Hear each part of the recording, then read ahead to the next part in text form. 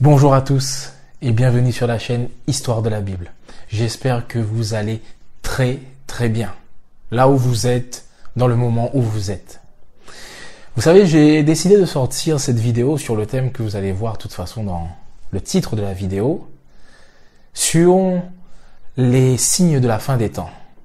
Et cela pourquoi? Parce qu'on nous parle en ce moment, dans des moments de difficultés, et plus particulièrement dans cette pandémie, ce Covid-19, est-ce que ce ne serait pas un signe réel de la fin des temps?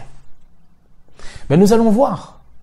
Vous savez, il y a certaines personnes qui vont relier cette pandémie Covid-19 à certains événements qui nous sont parlés dans la Bible. Par exemple, dans Apocalypse 9, on nous parle de trompettes, des 7 trompettes.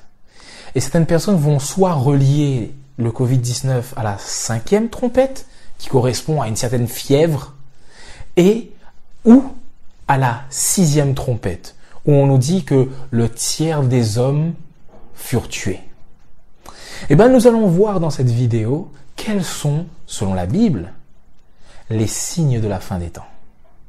Et ce Covid-19 est-il aussi un des signes de la fin des temps? Je vous invite avec moi à prendre les paroles du Seigneur Jésus en Matthieu 24.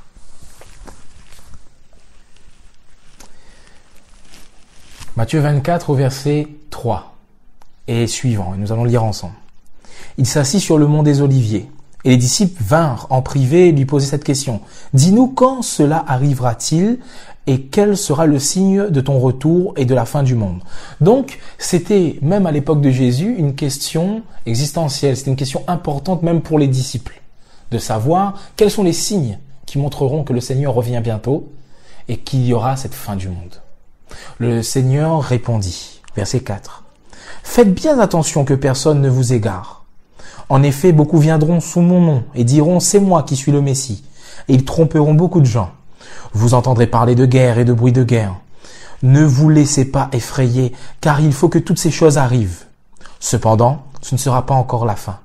Une nation se dressera contre une nation et un royaume contre un royaume, et il y aura en divers endroits des famines et des tremblements de terre. Tout cela ne sera que le commencement des douleurs.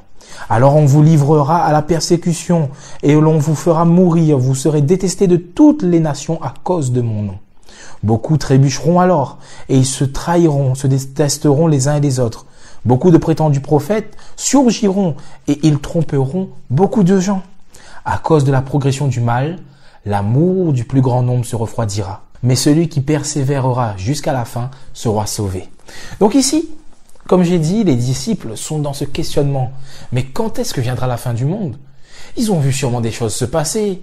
Ils ont vu sûrement que Jésus était persécuté par d'autres et qui entouraient, et même les disciples voyaient que Jésus n'était pas accepté par tous, alors qu'il était le Messie.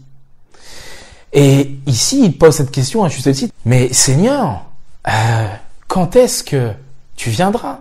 Et les signes qui nous montreront que tu viendras, que sont-ils? Ici, nous nous posons les mêmes questions. Face à tout ce qui se passe, ces guerres, et plus particulièrement cette pandémie, est-ce que le Seigneur va bientôt venir? Est-ce l'annoncement qu'il vient? Ici, nous voyons que Jésus présente plusieurs choses avant son retour. On nous est parlé de guerre, de bruit de guerre, de tremblement de terre, de famine, de conflits entre nations, entre royaumes. Toutes ces choses peuvent nous sembler et nous sont familières. Qui n'a jamais entendu parler de guerre? Qui n'a jamais entendu parler de famine dans le monde? N'a-t-on jamais vu de tremblement de terre? Et Jésus nous dit, il y aura ces choses. Mais même dans son temps, il y avait eu ces choses. Il y avait déjà eu des guerres. Les nations étaient l'un contre l'autre aussi. Et nous avons toujours cela. C'est pour cela que Jésus va dire, ce ne sera que le commencement. Ce sera que le commencement des douleurs. Cela nous montre non pas que on est à la fin des temps, mais dans les temps de la fin. Il faut faire une petite distinction entre ces deux notions, qui jouent entre elles justement un jeu de mots, en inversant temps et la fin. Mais cette fin des temps, finalement, est cet aboutissement et cette fin des temps de la fin. Les temps de la fin nous amènent au retour de Jésus, et le retour de Jésus est juste précédé par justement la fin des temps. Juste après cela, Jésus nous dit que ce n'est que le commencement des douleurs. Et il s'ensuit encore, on pourrait se dire, mais déjà avec toutes ces guerres, ces famines, ça fait déjà beaucoup. Mais Jésus nous dit, ce n'est pas que ça, c'est le commencement. Juste après, qu'est-ce qu'il y a? Parce que ça touche tout le monde. Ça peut toucher tout le monde, des guerres, des famines, des tremblements de terre. Maintenant, il y a quelque chose de précis. Il y aura la persécution et l'haïssement du peuple de Dieu. Les gens haïront le peuple de Dieu à cause du nom de Jésus. N'avez-vous jamais remarqué dans notre société que parler de Dieu, parler de Jésus, cela devient comme de la folie? Cela devient comme quelque chose de fou. Pourquoi faire cela? Si des têtes pensantes, si des personnes qu'on va appeler cultivées parlent de Jésus, on va se poser la question, mais comment de telles personnes peuvent parler de ça? Et dans ce monde, on est vraiment dans une société où l'athéisme est prôné. Et ça depuis la Révolution française. En tout cas, en France. Et on regarde et on remarque même dans des émissions, je me souviens avoir regardé une émission récemment, pour ne pas la citer, une émission de débat, diffusée sur une chaîne française, où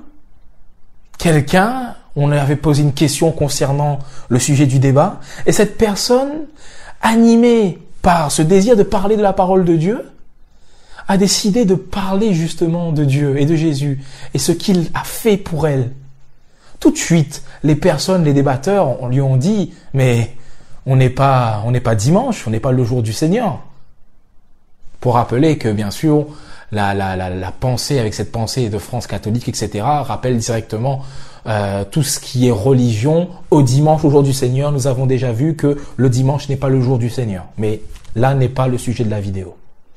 Mais en tout cas, on a rendu le témoignage de cette personne ridicule. Pourquoi le faire? On est dans une émission de débat sur des choses logiques, des choses raisonnées. Et cette personne a quand même voulu parler de Dieu. Mais on l'a pris pour ridicule. Le Seigneur a dit, celui qui confessera mon nom, je confesserai son nom devant mon Père. Mais celui qui aura honte de moi, j'aurai honte de lui devant mon Père. Nous sommes dans une société où on est persécuté, on peut être haï. Et ça, Jésus l'explique et parle de ça dans les signes des temps de la fin. Il va continuer après en rajoutant qu'il y aura aussi des faux prophètes qui vont venir. D'abord, on voit qu'il nous a parlé de faux Christ, faux Messie. Après, il y aura des faux prophètes en son nom, qui se diront en son nom. Il y aura l'iniquité, c'est-à-dire le mal, qui va augmenter. Et à cause de ce mal qui augmente, l'amour, la charité baissera, diminuera. Regardez dans ce monde, on part dans des principes qui ne sont plus les principes de Dieu. Ce que Dieu appelle mal, les gens vont l'appeler bien. Quand on regarde toutes ces lois qui peuvent sortir et qui partent contre ce que la Bible enseigne, on voit que le mal, l'iniquité augmente. Et parfois, c'est pour des notions d'amour qu'on va défendre telle ou telle loi ou tel principe, en prenant tout simplement l'homosexualité. La Bible condamne l'homosexualité. Et dans ce monde, on va dire que l'homosexualité n'est pas mal, et on va défendre cela par l'amour. Sauf que le Seigneur a dit que l'iniquité, quand le mal grandit, l'amour, lui, il baisse, parce que c'est pas l'amour que Dieu a inculqué. C'est pas l'amour que Dieu donne. Dieu est amour, nous dit la Bible. Il est amour. Il sait ce qu'est l'amour. Il est amour. Donc, le mal augmentera. Et c'est ce qu'on peut voir avec l'égoïsme, avec l'orgueil. Et pour ramener maintenant à ce temps de Covid-19, n'a-t-on pas vu toutes ces vidéos où les gens se déchirent, où les gens sont prêts à se battre pour récupérer des packs d'eau, pour récupérer du papier toilette? Vous imaginez dans quelle société, dans quel monde on est maintenant? C'est grave. Mais c'est ce que Jésus a parlé. Mais il dit toujours, ce ne sera pas encore la fin. Donc on est dans les temps de la fin, mais pas la fin des temps. Ce moment déterminant où il y aura cette fin, Jésus nous le précise dans les versets juste qui suivent. On nous dit au verset 14, « Cette bonne nouvelle du royaume sera proclamée dans le monde entier pour servir de témoignage à toutes les nations. Alors viendra la fin. » Donc, la fin, ce que Jésus appelle la fin, c'est uniquement au moment où la bonne nouvelle, l'évangile, parce que l'évangile signifie bonne nouvelle, sera prêché dans le monde entier. Alors viendra la fin.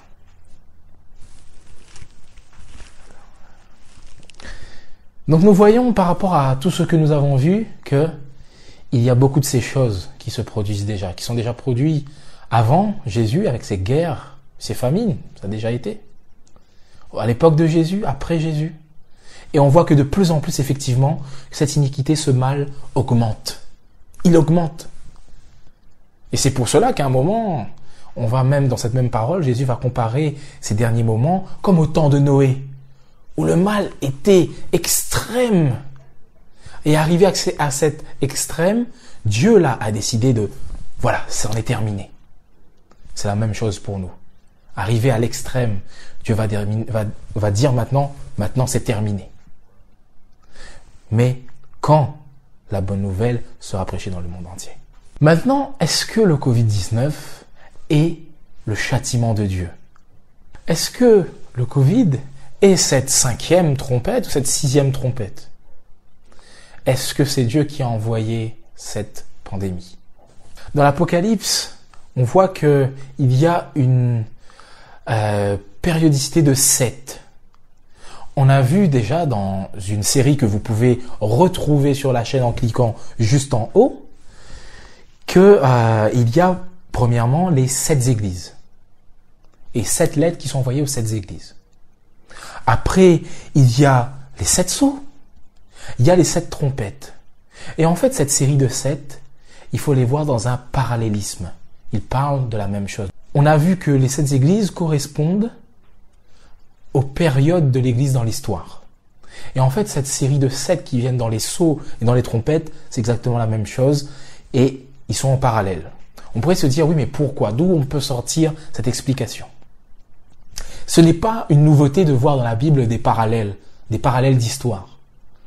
On voit dans le premier livre, la Genèse, un parallèle entre ce qu'on va appeler les 2 récits de la création. Et certains vont dire que ces 2 récits sont contradictoires. Vous pouvez cliquer là-haut, encore une fois, pour retrouver une vidéo où je parle de ces 2 récits. Est-ce qu'ils sont vraiment contradictoires ou pas? Et vous verrez que non. Donc, 2 récits parallèles pour nous parler de la même histoire, mais sous des angles différents. Après, on peut voir, par exemple, dans Daniel, là on entre dans le prophétique, comme le livre de l'Apocalypse, on voit qu'il y a aussi des parallèles. Daniel 2 parle de la statue du roi Nebuchadnezzar qui va voir cette statue dans un rêve.